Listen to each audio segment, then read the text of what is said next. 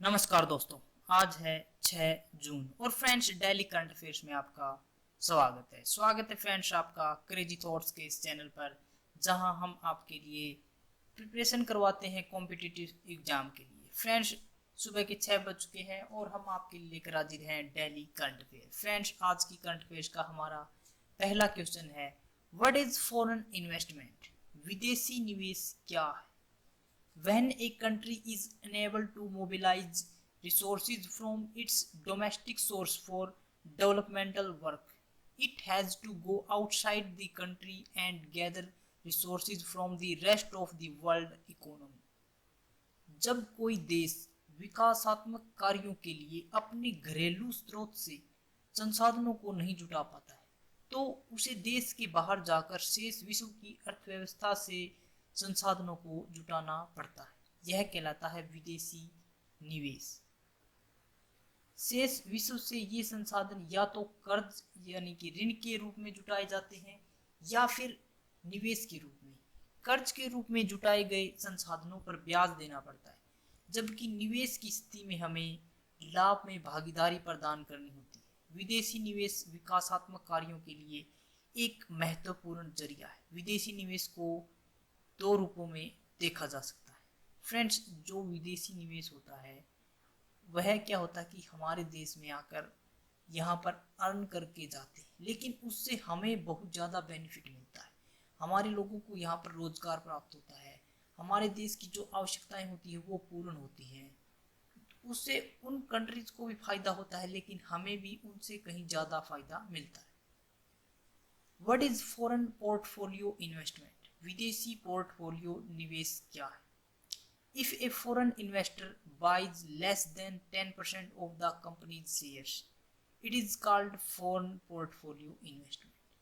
यदि किसी विदेशी निवेशक द्वारा कंपनी के 10% से कम शेयर खरीदे जाए तो उसे विदेशी पोर्टफोलियो निवेश कहते हैं। किसी विदेशी निवेशक द्वारा कंपनी के 10% से कम शेयर खरीदे जाए तो उसे विदेशी पोर्टफोलियो निवेश कहते हैं।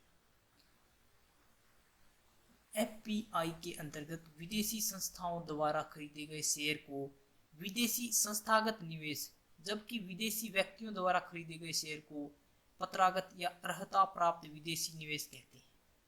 प्रत्यक्ष विदेशी निवेश विदेशी पोर्टफोलियो निवेश की तुलना में बेहतर माने जाते हैं, क्योंकि एफडीआई फॉरेन डेवलपमेंट इंडेक्स किसी देश की अर्थव्यवस्था को समुचित स्थिरता प्रदान करते हैं, जबकि एफपीआई निवेश अस्थिर प्रकार के प्रकृति के होते हैं और इनमें संकट की स्थिति में अर्थव्यवस्था से निकल जाने की प्रवृत्ति देखी जाती है। यानी कि जब ऐसा लगता है कि इस देश में अब कोई संकट आने वाला है तो वो यहाँ से अपने निकल लेते हैं। How is FDI allowed in India? Bharat में प्रत्यक्ष विदेशी निवेश को कैसे अनुमति दी जाती? Permission is given through two different routes. First automatic and second through government approval. दो अलग अलग मार्गों के माध्यम से अनुमति दी जाती है। पहला स्वचालित और दूसरा सरकारी अनुमोदन के माध्यम से। स्वचालित मार्ग में विदेशी संस्थाओं को निवेश करने के लिए सरकार की पूर्व अनुमोदन की आवश्यकता नहीं है। हालांकि उन्हें निर्धारित समयावधि में निवेश की मात्रा के बारे में भारतीय रिजर्व बैंक को सूचित करना होता है। विशिष्ट क्षेत्र में प्रत्यक्ष विदेशी निवेश सरकारी अनुमोदन के माध्यम से होता है। Fungal powder has been developed by whom to increase immunity? प्रतिरक्षा बढ़ाने हेतु फंगल पाउडर किसके द्वारा विकसित किया गया? By the researchers of Bodoland university in the state of Assam. Assam राज्य के बोडोलैंड विश्वविद्यालय के शोधकर्ताओं द्वारा एक पाउडर बनाया गया है फंगल से, जो कि हमारे अंदर इम्यूनिटी को इंक्रीज करेगा। इस पाउडर को एक दुर्लभ परजीवी कवक, जिसे सुपर मशरूम के नाम से जाना जाता है, उससे प्राप्त किया गया। इस सुपर मशरूम को कार्डिसेप्स मिलिटेरिस के नाम से जाना जाता है। सुपर मशरूम को 800 तापमान पर हिम शुष्कन प्रक्रिया द्वारा इस फफूंद पाउडर को प्राप्त किया गया। हाउ इज अवेलनेचे या लियोफिलाइजेशन प्रोसेस? हिम शुष्कन या लियोफिलाइजेशन कैसी प्रक्रिया है? Avalanche is the process of removing water और other solvents from a given product, also known as cryodesiccation. हिम शुष्कन किसी दिए गए उत्पाद से जल या अन्य विलायकों को हटाने की प्रक्रिया है, जिसे क्रायोडेसिकेशन भी कहा जाता है। इस प्रक्रिया में एक जमे हुए उत्पाद को बर्फ तरल अवस्था से गुजरे बिना सीधे गैसीय अवस्था में परिवर्तित किया जाता है। फ्रेंड्स, अगर आपको करंट अफेयर्स के लिए प्रिपरेशन करनी है तो आप हमारे यहाँ से कर सकते हैं। विच इज द एस्चुरिन पंख प्लेन इकोसिस्टम? ज्वारंदमुख पंख मैदान पारिस्थितिक तंत्र कौन सा होता है? Situated along the banks of the estuary there is an important ecosystem where the river meets the sea. ज्वारंदमुख एस्चुरी नदी तट के किनारे स्थित महत्वपूर्ण पारिस्थितिक तंत्र होता है, जहां नदी समुद्र से मिलती है।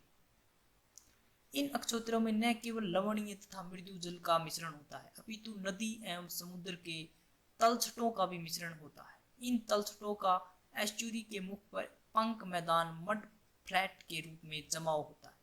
ये मड फ्लैट कई किलोमीटर तक तट के साथ विस्तृत होते हैं। सामान्यतः ज्वारंदमुख पंख मैदान पारिस्थितिक तंत्र मैंग्रोव वन पारिस्थितिक तंत्र के निकट स्थित होते हैं। वहन वो G7 और ग्रुप ऑफ 7 फाउंडेड? G7 या ग्रुप ऑफ 7 की स्थापना कब की गई थी? तो 1957। G7 की स्थापना 1975 के अंदर की गई थी। इस मंच की स्थापना फ्रांस द्वारा 1975 में समूह 6 के नाम से विश्व के 6 सबसे धनी राष्ट्रों की सरकारों के साथ मिलकर की थी। यह राष्ट्र थे France, Germany, Italy, Japan, Britain और संयुक्त राज्य अमेरिका। 1976 में इसमें कनाडा को शामिल कर लिया गया और मंच का नाम बदलकर समूह 7 कर दिया। When was the G20 established? G20 की स्थापना कब की गई थी? तो 1999। G20 की स्थापना 1999 में की गई थी। वैश्विक आर्थिक चिंताओं से निपटने हेतु और अधिक देशों को एक साथ एक मंच पर लाने के उद्देश्य से किया गया था। समग्र रूप से G20 समूह वैश्विक अर्थव्यवस्था के तकरीबन 80% हिस्से का प्रतिनिधित्व करता है। G7 के विपरीत जो वैश्विक समुदाय से संबंधित विभिन्न मुद्दों पर चर्चा करता है। G20 में केवल वैश्विक अर्थव्यवस्था और वित्तीय बाजारों से संबंधित मुद्दों पर विचार विमर्श किया जाता है। भारत वर्ष 2022 में G20 शिखर सम्मेलन की मेजबानी करेगा। When was the European Union established? यूरोपीय संघ की स्थापना कब की गई थी? तो 1 नवंबर 1993। 1 नवंबर 1993 को यूरोपीय संघ की स्थापना यानी कि EU की स्थापना की गई थी। यूरोपीय संघ कुल 27 देशों की एक आर्थिक और राजनीतिक सहभागिता है। ये 27 देश संधि के द्वारा एक संघ के रूप में जुड़े हुए हैं, जिससे कि व्यापार को आसान बनाया जा सके और विभिन्न देशों के मध्य विवाद उत्पन्न न हो। सैद्धांतिक रूप से जो देश आपस में जितना अधिक व्यापार करते हैं, उनके मध्य तनाव और युद्ध की संभावना उतनी ही कम हो जाती है। यूरोपीय संघ के कुल 19 देश यूरो को अपनी आधिकारिक मुद्रा के रूप में प्रयोग करते हैं, जबकि शेष देशों की अपनी अलग मुद्रा है। यूनाइटेड किंगडम 31 जनवरी 2020 को यूरोपीय संघ से अलग होने वाला अंतिम देश था, जिसके बाद सदस्यों की संख्या 27 रह गई। क्विक करंट अफेयर्स में फ्रेंड्स, हिंदी पत्रकारिता दिवस। देश भर में प्रत्येक वर्ष 30 मई को हिंदी पत्रकारिता दिवस मनाया जाता है। आज ही के दिन यानी कि 30 मई 1826 ईस्वी में पंडित युगल किशोर शुक्ल ने हिंदी के प्रथम समाचार पत्र उदंत मार्तंड के प्रकाशन का शुभारंभ किया था। उदंत मार्तंड का शाब्दिक अर्थ है समाचार सूर्य। उदंत मार्तंड का प्रकाशन प्रत्येक सप्ताह मंगलवार को किया जाता था। तेलंगाना स्थापना दिवस। प्रधानमंत्री नरेंद्र मोदी ने इस राज्य की स्थापना दिवस पर तेलंगाना के लोगों को बधाई दी है। तेलंगाना का गठन आज के ही दिन यानी कि 30 मई को 2014 में किया गया। तेलंगाना की राजधानी हैदराबाद है और इस राज्य का कुल क्षेत्रफल 1,12,077 वर्ग किलोमीटर है। तेलंगाना में कुल 33 जिले हैं। इसकी जनसंख्या लगभग 350 लाख यानी कि 3,50,00,000 है। तेलंगाना का गठन एक भौगोलिक और राजनीतिक इकाई के रूप में 2 जून 2014 को भारत के 29वें और सबसे युवा राज्य के रूप में किया गया था। 2 जून 2014 को R.K. चतुर्वेदी मध्य प्रदेश कैडर के 1987 बैच के भारतीय प्रशासनिक सेवा IAS अधिकारी R.K. चतुर्वेदी को रसायन और उर्वरक मंत्रालय के तहत रसायन एवं पेट्रो रसायन विभाग के सचिव के रूप में नियुक्त किया गया है। सचिव के पद पर नियुक्त किए जाने से पूर्व R.K. चतुर्वेदी संस्कृति मंत्रालय में अतिरिक्त सचिव एवं वित्तीय सलाहकार के रूप में सेवारत थे। Real time electricity market Indian Energy Exchange ने real time electricity market launch किया। इसका मुख्य उद्देश्य डिस्कॉम को अपनी बिजली आवश्यकताओं की योजना बनाने में मदद करना। इसका उद्देश्य बिजली वितरण कंपनियों को अपनी बिजली संबंधित आवश्यकताओं को बेहतर ढंग से पूरा करने में मदद करना है। रिश्ता क्या है यह जानने से अच्छा अपनापन कितना है यह महसूस कीजिए। जब हम कहीं पर भी किसी से मिलते हैं तो अक्सर हम यह जानने की कोशिश करते हैं कि हमारा उसके साथ क्या रिश्ता, और काफी लोग तो मतलब और भी ज्यादा गहराइयों में हम जाति धर्म के नाम पर बहुत ज्यादा सोचते हैं कि किस धर्म का है क्या है। तो फ्रेंड्स, इनसे ज्यादा अच्छा है कि आप सिर्फ इतना महसूस कीजिए कि उसके अंदर अपनापन कितना है, वह कितने आपसे अपनापन, कितनी आपसे सच्चाई से बातें कर रहा है। न कि आप ये है कि वह किस धर्म का है, किस जाति का है, क्या रिश्ता है आपका। तो रिश्ता क्या है यह जानने से अच्छा अपनापन कितना है यह महसूस कीजिए। क्वेश्चन ऑफ द डे है फ्रेंड्स, यूरोपीय संघ में कुल कितने देश आते हैं? यूरोपीय संघ EU में कुल कितने देश आते हैं? ऑप्शन ए है 29, ऑप्शन बी 28, ऑप्शन सी 27 और ऑप्शन डी 26। तो कितने देश आते हैं यूरोपीय संघ में? यूरोपियन यूनियन कितने देश से मिलकर बनी?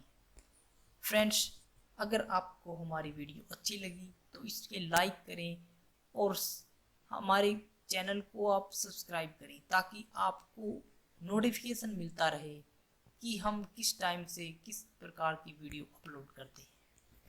फ्रेंड्स, हमें कमेंट करके ज़रूर बताएं कि आपको यह वीडियो कैसी लगी। अगर आपको इसकी PDF चाहिए तो आप हमारे टेलीग्राम ग्रुप को ज्वाइन कर सकते हैं। वहाँ पर हम रोज़ डेली करंट अफेयर्स की वीडियो अपलोड करते हैं। फ्रेंड्स, आज के लिए इतना ही। Thanks for watching.